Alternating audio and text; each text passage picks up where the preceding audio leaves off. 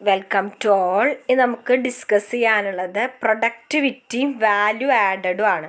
അപ്പോൾ പ്രൊഡക്ടിവിറ്റി എന്ന് പറഞ്ഞാൽ നമുക്കറിയാം what is produced and what is used to produce. അത് തമ്മിലുള്ള റേഷ്യോ ആണ് എന്ത് പ്രൊഡക്ടിവിറ്റി എന്ന് പറയുന്നത്. അതായത് ഔട്ട്പുട്ടും ഇൻപുട്ടും കമ്പയർ ചെയ്യുന്ന ഒരു ഇൻഡെക്സ് എന്നൊക്കെ വേണമെങ്കിൽ പറയാം. അതായത് പ്രൊഡക്ടിവിറ്റിയിൽ നമ്മൾ മെഷർ ചെയ്യുന്നത് the rate at which input are transformed into output. അപ്പോൾ പ്രൊഡക്ടിവിറ്റി ഒക്കെ നമ്മൾ ഡീറ്റെയിൽ ആയിട്ട് പറഞ്ഞതാണ്. സോ അങ്ങനെ ഇൻപുട്ട് ഔട്ട്പുട്ടായിട്ട് ട്രാൻസ്ഫർ ചെയ്യുമ്പോൾ അവിടെ ആ പ്രൊഡക്ഷൻ പ്രോസസ്സിൽ വി ക്രിയേറ്റ് സം വാല്യൂ, അല്ലെങ്കിൽ value is set to be created. അതുകൊണ്ടാണല്ലോ ആ ഔട്ട്പുട്ട് നമ്മൾ ജനറേറ്റ് ചെയ്യുന്നത്. സോ പ്രൊഡക്ഷൻ പ്രോസസ്സ് എന്ത് ചെയ്യുന്നുണ്ട്?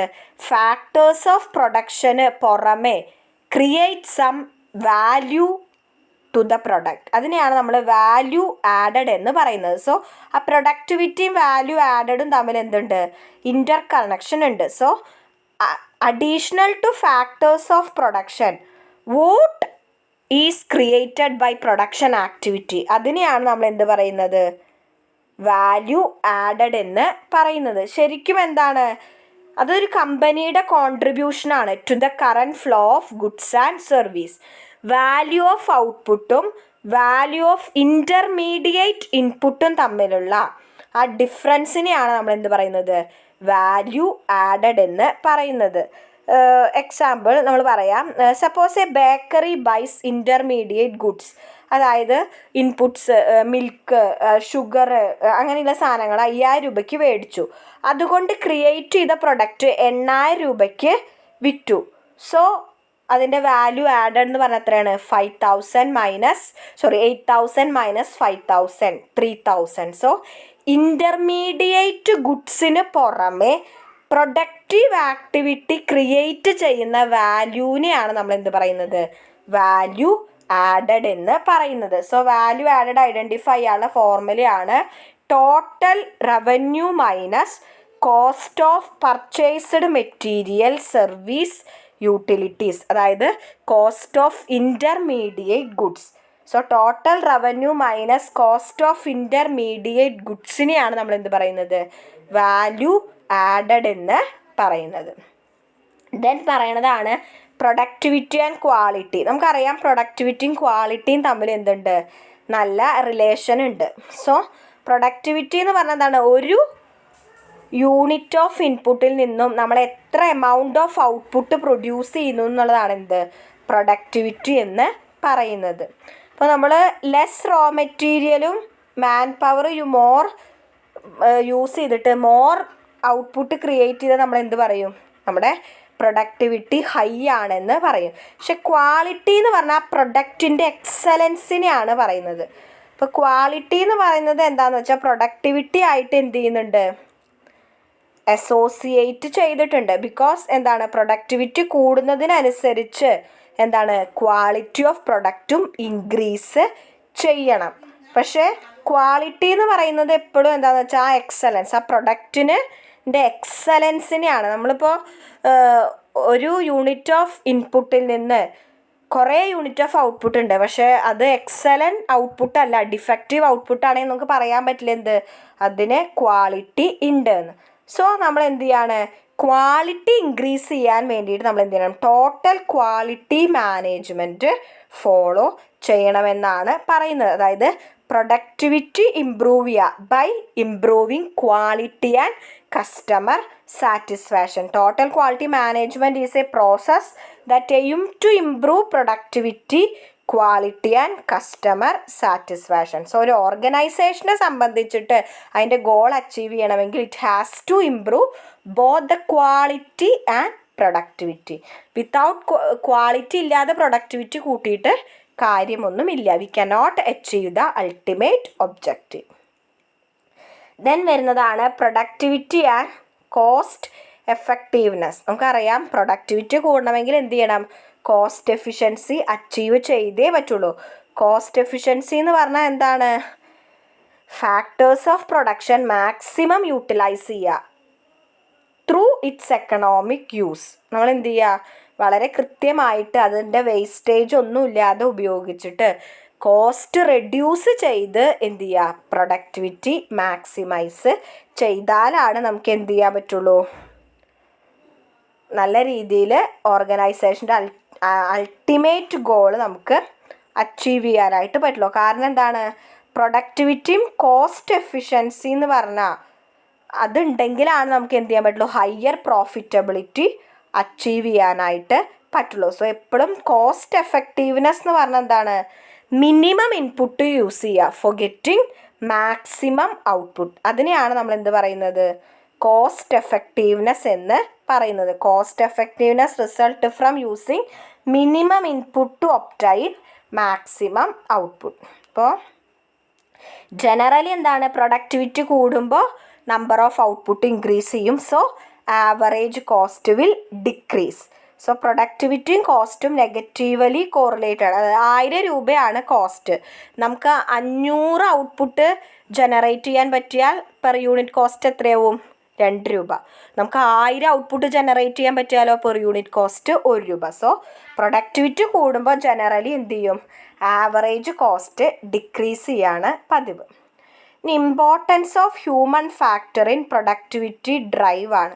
നമുക്കറിയാം ഏതൊരു പ്രൊഡക്ഷൻ ആണെങ്കിലും എന്താണ് അതിൻ്റെ സക്സസ് എന്ന് പറയുന്നത് രണ്ട് ഫാക്ടേഴ്സാണത്. 2 വിങ്സ് ഓഫ് പ്രൊഡക്ഷൻ എന്നാണ് നമ്മൾ പറയുക. അതാണ് ക്യാപിറ്റലും ലേബറും.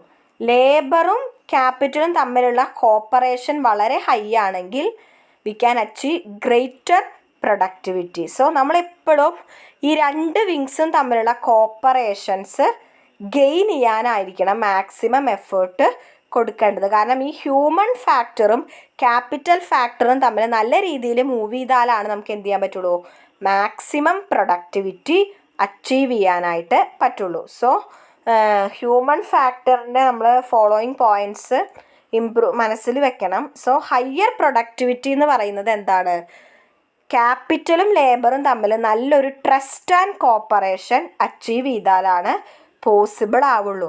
അങ്ങനെ അത് അച്ചീവ് ചെയ്യാൻ വേണ്ടി നമുക്ക് എന്ത് ചെയ്യാം, വർക്കേഴ്സ് പാർട്ടിസിപ്പേഷൻ മാനേജ്മെൻറ്റ് ഉപയോഗിക്കുക. അതായത് വർക്കേഴ്സും കൂടി എന്ത് ചെയ്യുക, പ്രൊഡക്ടിവിറ്റി മാനേജ്മെൻറ്റിലെ കാര്യത്തിൽ അഭിപ്രായം പറയാനുള്ള അവകാശം കൊടുക്കുക. അതായത് അവരുടെ ഉള്ളിലൊരു ഫീലിങ്സ് ഉണ്ടാക്കുക. They have voice in the management of firm. So they will put their maximum effort. So workers participation management follow ചെയ്താൽ we can improve the productivity. പിന്നെ വരുന്നത് എന്താണ്, നമ്മൾ പറഞ്ഞു maximum cooperation possible between capital and labour. അങ്ങനെ നല്ലതുണ്ടാവണമെങ്കിൽ എന്താണ്, ഇപ്പോൾ അപ്ഡേറ്റഡ് ടെക്നോളജീസ് ഇൻട്രൊഡ്യൂസ് ചെയ്തിട്ട് അതിൻ്റെ ട്രെയിനിങ് വർക്കേഴ്സിന് കിട്ടിയാൽ എന്ത് ചെയ്യാൻ പറ്റുള്ളൂ, അവർ തമ്മിലൊരു ബന്ധം ഉണ്ടാവുള്ളൂ. സോ പുതിയ ഓട്ടോമേഷൻസ്, പുതിയ ടെക്നോളജീസൊക്കെ ഓർഗനൈസേഷനിൽ ഇൻട്രൊഡ്യൂസ് ചെയ്താൽ we can improve the productivity. ചിലപ്പോൾ വർക്കേഴ്സ് എന്ത് ചെയ്യും, ഓട്ടോമേഷനൊക്കെ റെസിസ്റ്റ് ചെയ്യും. പക്ഷെ ആ റെസിസ്റ്റൻസ് നമുക്ക് എന്ത് ചെയ്യുക, അവരുടെ ജോലിക്കോ അവർക്കുണ്ടാകുന്ന എക്കണോമിക് ബെനിഫിറ്റിനോ ഒരു കുറവും ഉണ്ടാവില്ല. അതേസമയം അവരുടെ ജോലി ഭാരം കുറയ്ക്കാൻ പറ്റുമെന്നുള്ളൊരു അവയർനെസ് അവരിൽ ക്രിയേറ്റ് ചെയ്തിട്ട് we have to overcome that resistance. പിന്നെ വരുന്നത് എന്താണ്, പ്രൊഡക്ടിവിറ്റി ഇംപ്രൂവ് ചെയ്യണമെങ്കിൽ നമ്മൾ എന്ത് ചെയ്യണം, ലേബർ പ്രൊഡക്ടിവിറ്റി, ക്യാപിറ്റൽ പ്രൊഡക്ടിവിറ്റി ഒക്കെ നമ്മൾ എന്ത് ചെയ്യണം, ഇംപ്രൂവ് ചെയ്യണം. ലേബർ എന്ന് പറയുന്നതാണ് ഈ ഫാക്ടേഴ്സ് ഓഫ് പ്രൊഡക്ഷനിലെ ആക്റ്റീവ് ഫാക്ടർ. ബാക്കിയൊക്കെ എന്താണ്, പാസീവാണ്. ലേബറിനാണ് ബാക്കി ഫാക്ടേഴ്സിനെ യൂസ് ചെയ്യാനായിട്ട് പറ്റുള്ളൂ. സോ എപ്പോഴാണോ ആ ലേബർ കൂടുതൽ ആക്റ്റീവ് ആവുന്നത്, other factors will be more active. So labour productivity improve ചെയ്താൽ മറ്റു പ്രൊഡക്ഷൻ ഫാക്ടേഴ്സും പ്രൊഡക്ടിവിറ്റി ഇംപ്രൂവ് ചെയ്യും. So ultimately we can achieve the productivity improvement.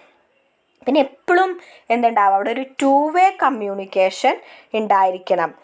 എപ്പോഴും മാനേജ്മെൻറ്റ് അവരെ ഇൻഫോം ചെയ്യണം. What are expecting from them, what goal they have to reach, ആ കാര്യങ്ങൾ. അതുപോലെ തന്നെ നല്ലൊരു റിലേഷൻഷിപ്പ് മാനേജ്മെൻറ്റും വർക്കേഴ്സും തമ്മിൽ ഡെവലപ്പ് ചെയ്ത് എടുക്കണം. പിന്നെ നമ്മൾ അടുത്തതാണ് ഹ്യൂമൻ ബീയിങ്സിനെ മോട്ടിവേറ്റ് ചെയ്യണം. അവരുടെ മൊറാലിറ്റി, അവരുടെ മൊറൈൽ ഓഫ് എംപ്ലോയീസ് ഇൻക്രീസ് ചെയ്യാനുള്ള സ്റ്റെപ്സ് എടുക്കണം. അതിനെന്ത് ചെയ്യുക, അവർക്ക് നല്ല ഇൻസെൻറ്റീവ്സ് കൊടുക്കുക, ബാലൻസ്ഡ് ആയിട്ടുള്ള വേജ് സ്ട്രക്ചർ ഫോളോ ചെയ്യുക, നല്ല വർക്കിംഗ് കണ്ടീഷൻസ് പ്രൊവൈഡ് ചെയ്യുക, നല്ല ട്രെയിനിങ് കൊടുക്കുക, പ്രമോഷൻസ് കൊടുക്കുക, ലേബർ വെൽഫെയർ സ്കീം ഇൻട്രൊഡ്യൂസ് ചെയ്തിട്ട് അവരുടെ മൊറൈൽ നമ്മൾ അറ്റൈൻ ചെയ്യണം. So we can improve the productivity. Then പിന്നെന്താണ്, ഒരു സജഷൻ സ്കീം ഉണ്ടാവണം കമ്പനീസ്. അതായത് അത് എംപ്ലോയീസിനൊക്കെ ഓപ്പൺ ആയിരിക്കണം. അതായത് അവർക്ക് എന്തൊക്കെ സജഷൻസ് ആണ് പറയാനുള്ളത്, അവരെന്തൊക്കെ ഇമ്പ്രൂവ്മെൻ്റ് ആണ് അവർക്ക് ആവശ്യമുള്ളത്, അതല്ലെങ്കിൽ എന്തൊക്കെ വർക്ക് സിംപ്ലിഫിക്കേഷൻ ദേ റിക്വയർ, അങ്ങനെയുള്ള കാര്യങ്ങളൊക്കെ എംപ്ലോയീസിന് മാനേജ്മെൻറ്റായിട്ട് കമ്മ്യൂണിക്കേറ്റ് ചെയ്യാനുള്ളൊരു സിസ്റ്റം അവിടെ ഉണ്ടായിരിക്കണം. ഇങ്ങനെയൊക്കെയാണ് നമുക്ക് ഹ്യൂമൻ ഫാക്ടറിലൂടെ പ്രൊഡക്ടിവിറ്റി ഇംപ്രൂവ് ചെയ്യാനായിട്ട് പറ്റുള്ളൂ. ഇനി പ്രൊഡക്ടിവിറ്റി ഒബ്ജക്റ്റീവ് നമുക്കറിയാം. ഈ പറഞ്ഞതിൽ നിന്ന് നമുക്കറിയാം എന്തൊക്കെയാണ് പ്രൊഡക്ടിവിറ്റിയുടെ ഒബ്ജക്റ്റീവ് എന്ന്. എന്താണ്, മാനേജ്മെൻറ്റിൻ്റെ എഫക്റ്റീവ്നെസ്സും എഫിഷ്യൻസിയും കമ്പയർ ചെയ്യുക. അതുപോലെ എന്താണ്, നമ്മുടെ ഇൻപുട്ടുകളും റിസോഴ്സുകളും പ്രോഫിറ്റബിളായിട്ട് യൂട്ടിലൈസ് ചെയ്യുക. പിന്നെ എന്താണ്, കണ്ടിന്യൂസ് ആയിട്ടൊരു പ്രൊഡക്ടിവിറ്റി ഇമ്പ്രൂവ്മെൻറ്റ് അച്ചീവ് ചെയ്യുക. എന്നിട്ട് നമ്മുടെ റിസോഴ്സുകളെ കൂടുതൽ പ്രൊഡക്റ്റീവ് ആക്കുക. പിന്നെ എന്താണ്, പുതിയ ഇന്നോവേഷൻസ്, പ്രൊഡക്ഷൻ പ്രോസസ്സിലുള്ള ഇമ്പ്രൂവ്മെൻറ്റുകളൊക്കെ ഫൈൻഡ് ഔട്ട് ചെയ്യുക. പിന്നെ എന്താണ്, പ്രൊഡക്ടിവിറ്റി ഇമ്പ്രൂവ്മെൻറ്റിനുള്ള മോസ്റ്റ് പ്രോമിസിങ് ഏരിയാസ് ഐഡൻറ്റിഫൈ ചെയ്യുക. അപ്പോൾ ഇതൊക്കെയാണ് നമ്മൾ ഇത്രയും നേരം പറഞ്ഞതിൽ നിന്ന് നമുക്ക് മനസ്സിലാവും എന്താണ് പ്രൊഡക്ടിവിറ്റി ഒബ്ജക്റ്റീവ്സ് എന്നൊക്കെ. എന്തൊക്കെയാണ്, to compare effectiveness and efficiency of management, to utilise the resources profitably, to achieve continuous productivity improvement, to make all resources more productive, to find opportunities for innovation in production process, to identify the most promising area for productivity improvement. So നോക്കുക, അപ്പോൾ എന്താണ് productivity എന്നുള്ളത് ഒരു 3-4 videos ഒന്ന് clear ആയെന്ന് വിചാരിക്കുന്നു. പഠിക്കണം. Theory പാർട്ടാന്ന് വെച്ച് സ്കിപ്പ് ചെയ്യരുത്, വായിച്ചാൽ മനസ്സിലാവുന്നതേ ഉള്ളൂ. So thank you.